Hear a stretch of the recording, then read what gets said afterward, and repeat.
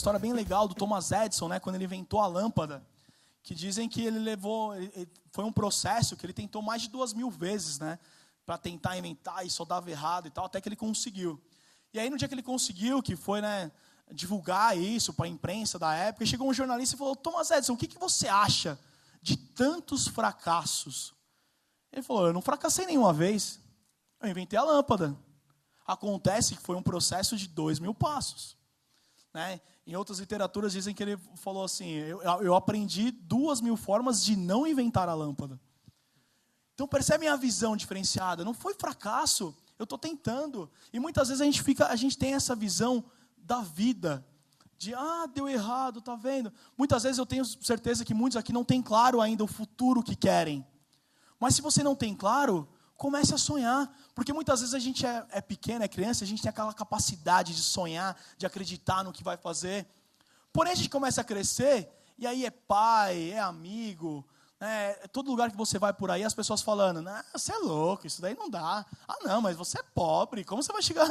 Esse negócio é só para quem tem dinheiro. Que ideia maluca. E você vai perdendo a capacidade de sonhar e acreditando nessas pessoas, que pelo seu insucesso, começam a plantar o insucesso em você também.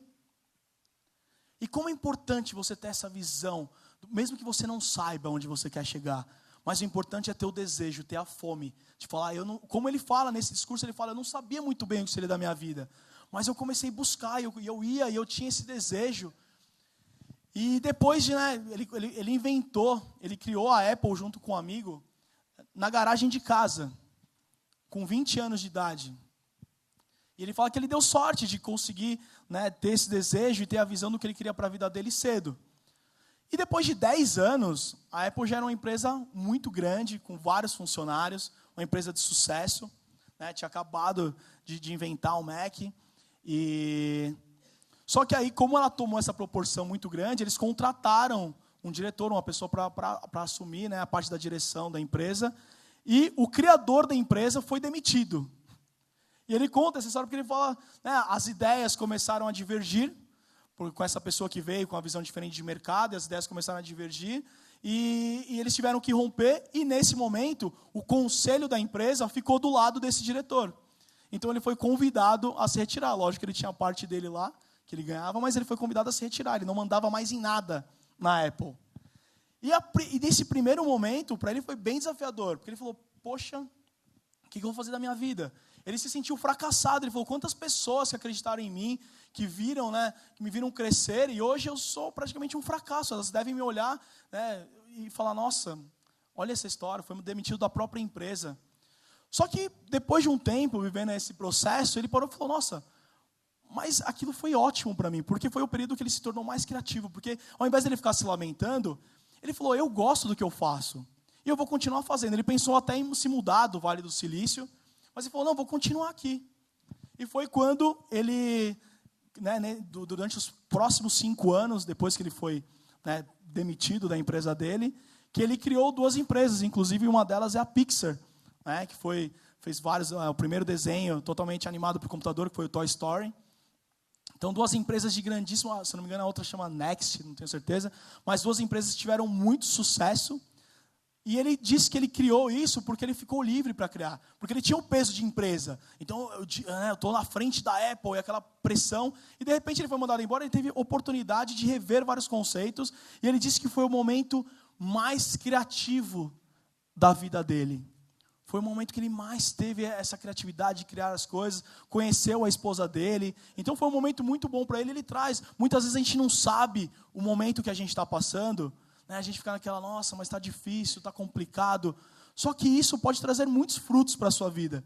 E aí, depois de alguns anos ele fala: você só vai ter noção desses pontos que são ligados, o porquê de certas coisas, no futuro. Talvez daqui 10 anos você pare e fale: nossa, aquele curso está valendo a pena para hoje. Eu costumo imaginar a vida, às vezes, para algumas pessoas têm a vida muito bem definida, né? Não, eu vou estudar, vou fazer faculdade, eu vou casar com tantos anos, e sim, definem a vida e seguem dessa maneira. Porém, eu vejo outras pessoas, e até me encaixo nessa linha, que a construção é um pouquinho diferente. Eu vejo que, né, na minha história, na minha vida, profissional, eu fui construindo uma casa, mas não foi, eu construí a cozinha, aí do lado eu já fiz o quarto, já fiz a sala. Eu fui construindo meio que separados. Construí um quarto ali, uma sala ali, depois uma cozinha ali. E com o tempo, essas foram se ligando. Fui construindo corredores que ligavam esses pontos, esses cômodos. E eu vejo a vida muito como isso, muito baseado no que o Steve Jobs falava. Talvez, quando ele fez a aula de caligrafia, ele teve um ponto lá. Ele construiu um cômodo, que ficou lá sozinho durante muito tempo. Durante 10 anos. Ele não sabe porque ele não usou aquilo. E depois de 10 anos, quando ele estava criando, desenvolvendo esse computador, ele falou, não, eu quero colocar muitas fontes de letras, eu acho isso muito interessante. E utilizou aquele conhecimento. Então, depois de 10 anos, ele fez essa ligação, ele ligou esses pontos. E o que faz você diferente, o que faz a sua subjetividade, é exatamente o que você viveu. São as experiências que você tem. Na sua sala, você está fazendo o mesmo curso universitário que toda a turma. Mas o que vai te diferenciar no mercado e na vida são as experiências que você tem, os trabalhos que você fez, as coisas que você gosta de fazer, o que você estudou, porém, com ação. Até água parada estraga, cria bicho. A ação é que traz o resultado. Se você tem sonhos, quando que eles vão começar a sair do papel? E talvez muitas pessoas não acreditem nos seus sonhos. E talvez muitas dessas pessoas olhem para você e te chamem de louco.